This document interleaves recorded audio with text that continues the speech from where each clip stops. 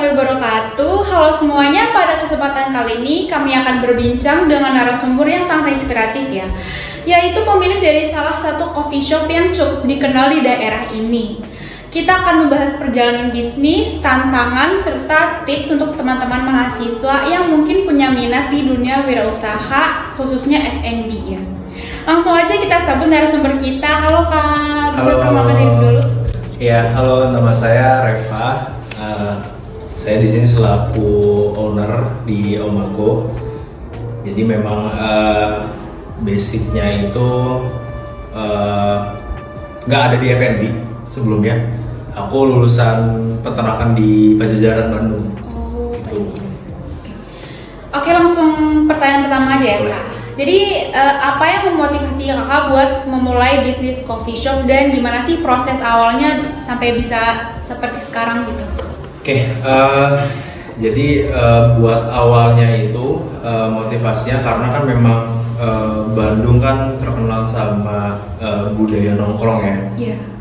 Sama budaya nongkrong, dan pas aku kuliah itu aku memang suka beres kuliah tuh nggak pulang tapi nongkrong gitu ya, nongkrong. Nah dari situ mulailah kayak nongkrong di kafe, nongkrong di coffee shop gitu ya.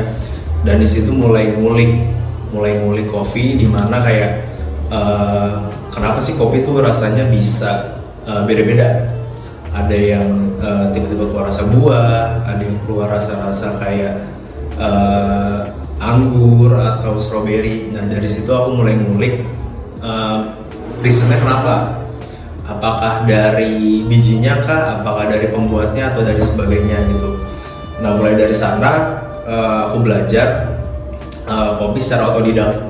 Aku belajar secara otodidak. Kok sendiri jadi nggak ambil kelas online itu enggak? Nggak ada. Jadi awalnya memang otodidak dulu. Awalnya otodidak, terus mulai kenal sama komunitas di sana.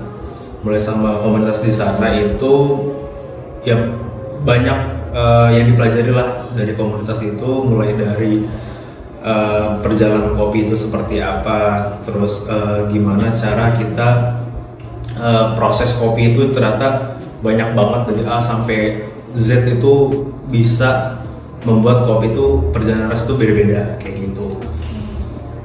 Dan akhirnya kenapa buka F&B cafe ini karena emang pengen menyalurkan aja sih, pengen menyalurkan apa yang udah aku minati gitu, aku tekuni dari yang awalnya nongkrong tapi lama-lama mulai dapat ilmunya gitu ya. Dan akhirnya ya alhamdulillah ada teman-teman yang mau mensupport juga kayak gitu. Oke, baik, menarik banget. Jadi pertanyaan kedua, tantangan besar apa sih yang kakak hadapi saat membangun dan menjalankan coffee shop ini? Kalau tantangan itu dari segi lini bisnis manapun tuh banyak. Mau kita di bidang F&B, retail atau apapun tuh banyak. Perbedaannya adalah gimana caranya kita itu bisa menemukan celah masalahnya aja. Dengan kita menemukan celah masalahnya, kita bisa mempelajari hal baru di bidang tersebut. Contoh misalnya aku nggak ngerti cara kasir. Pas awal perjalanan Omago pun ada beberapa kali trouble di kasir gitu. Tapi dengan itu aku jadi ada fondasi buat kayak mempelajari kasir, terus cara hospitality customer kayak gitu.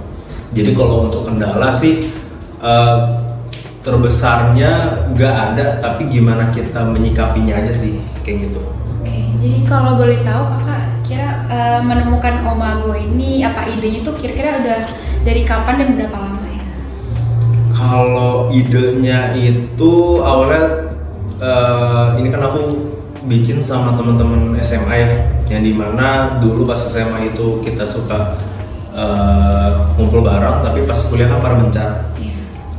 Jadi pas udah beres kuliah, teman-teman aku mulai ada yang ngubungin aku kayak gue mau bikin cafe nih, tapi gue nggak ngerti gimana cara sistem di kopi, terus cara sistem di F&B itu seperti apa. Dan aku nongkrong di sana pun di Bandung itu juga mempelajari gimana cara treat customer gitu ya. terus juga aku mempelajari. Jadi aku tuh dulu kayak awalnya beli terus lama-lama beli bikin kayak gitu. Jadi ikut juga terjun di kafe-kafe di teman aku yang di sana kayak gitu.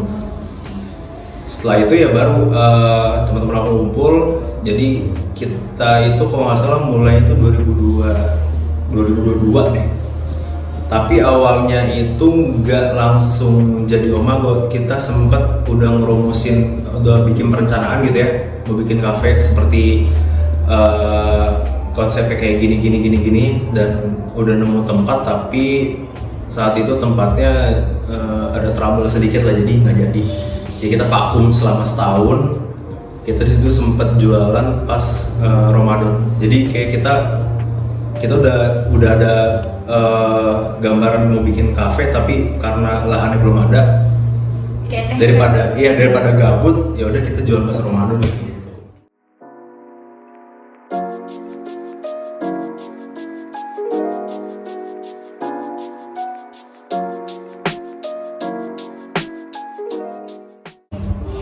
Oke, next, mengingat mayoritas pelanggan coffee shop itu rata-rata kan Gen Z, anak muda gitu ya.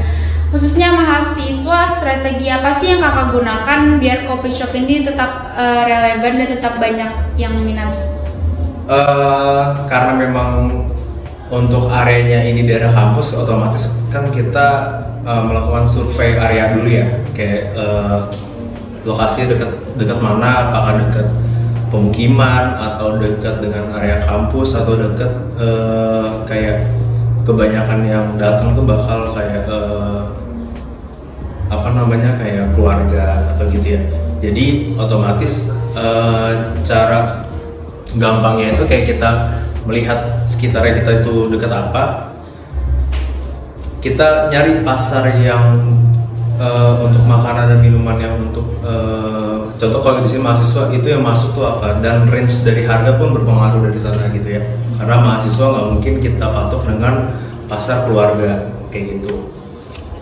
Dan untuk menu-menu pun juga dipilih juga gitu ya, jadi nggak yang sembarang. Kalau misalnya kafe tapi kita jualan misal kayak sop iga, kayak itu kan tidak memenuhi target ke arah sana. Cuman mungkin kalau misalnya nanti konsepnya bakal berubah, mungkin akan ada perubahan di menu juga kayak gitu. Oke, baik.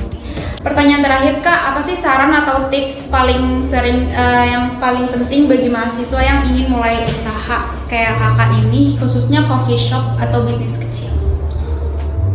Sarannya sih paling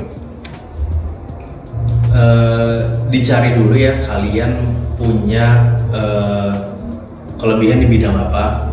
Dengan kalian mempunyai itu, kalian otomatis sudah punya fondasi nih, kalian udah punya dipahami ilmunya di bidang itu. Contoh misalnya F&B, kalian pahami benar-benar, terus kalian pelajari.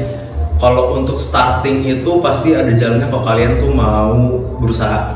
Karena memang jujur aku dulu buat ngebangun ini, aku sampai dua minggu nggak pulang, aku nginep di sini. Jadi bener-bener kebangun, ngeliat gitu ya. Jadi memang karena waktu itu juga ada keterbatasan dari waktu, kalau misalnya mepet ke bulan, aku lupa bulan apa gitu, jadi kita harus di-Uber untuk pembangunan kayak gitu. Jadi cara gampangnya kita all in lah di situ kayak gitu. Jadi jangan pesimis dulu dengan ide yang udah kalian ada, kalian rumusin, terus kalian pelajari, ya udah kalian eksekusi aja. Baik, terima kasih Bu. Makasih banyak udah sharing Kak sama pengalaman, journey-nya sama tipsnya ya. Semoga obrolan hari ini bisa memberikan inspirasi dan motivasi bagi teman-teman mahasiswa ya yang ingin mulai bisnis F&B atau kayak kafe-kafe atau mungkin usaha kecil ya. Terima kasih juga untuk para penonton. Sampai jumpa di wawancara selanjutnya.